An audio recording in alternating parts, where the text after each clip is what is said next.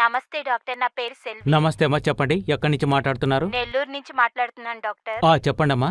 ఆయన ఇలా తాగుడికి బానిసయ్యే చనిపోయారు డాక్టర్. అలాగమ్మా. ఇప్పుడు మా తమ్ముడు బాగా తాగడం మొదలు పెట్టాడు. అలాగా. ఇంతకీ ఆయన వయసు ఎంత ఉంటుంది? 30 సంవత్సరాలు డాక్టర్. అన్నట్టు ఎన్నేళ్లుగా తాగుతున్నారు? ఒక 2-3 సంవత్సరాలు. అలాగా. ఏం చేస్తుంటారు?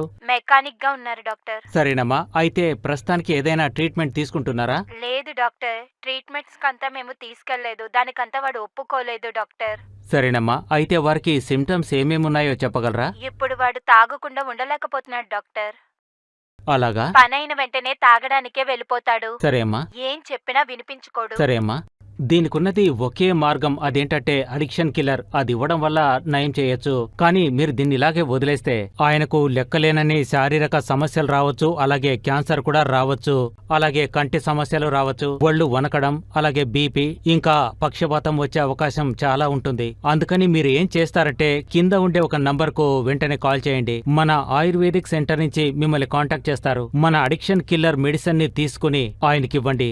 అంతేకాకుండా మీరు ఈ అడిక్షన్ కిల్లర్ ని కొనుక్కున్న తర్వాత ఆయనకు తెలియకుండానే ఇవ్వాలి. ఎందుకంటే దీనికి రుచి ఉండదు, వాసన ఉండదు, కలర్ కూడా ఉండదు. అందుకని భోజనంలోనో, టీలోనో, లేదంటే పాల్లోనో దేంట్లో అయినా కలిపి ఇవ్వండి. ఆ తర్వాత ఆయనకు తెలియకుండానే ఆయన ఈ డ్రింక్స్ చూసిన వెంటనే అసహించుకొని వదిలేయడం జరుగుతుంది. అందుకని మీరు దీన్ని చక్కగా ఉపయోగించండి. వెంటనే ఈ నంబర్ కు కాల్ చేయండి. నా భర్త 7-8 ఏళ్లుగా మద్యం అలవాటుకు చాలా బానిసయ్యారు.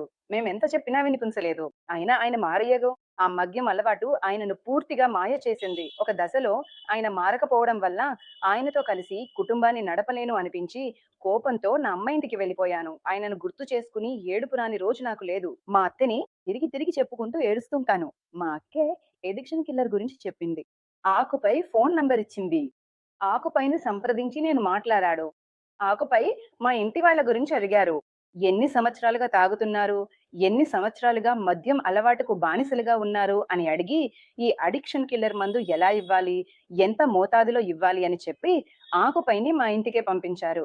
మా ఇంటి వాళ్ళకి తెలియకుండా ఈ మందును టీ, కాఫీ, భోజనంలో తెలియకుండా కలిపి ఇస్తూ వచ్చాను. ఇస్తూ కొద్ది రోజుల్లోనే ఆయన మెల్లగా మెల్లగా తాగుడి అలవాటు నుంచి బయటపడిపోయారు.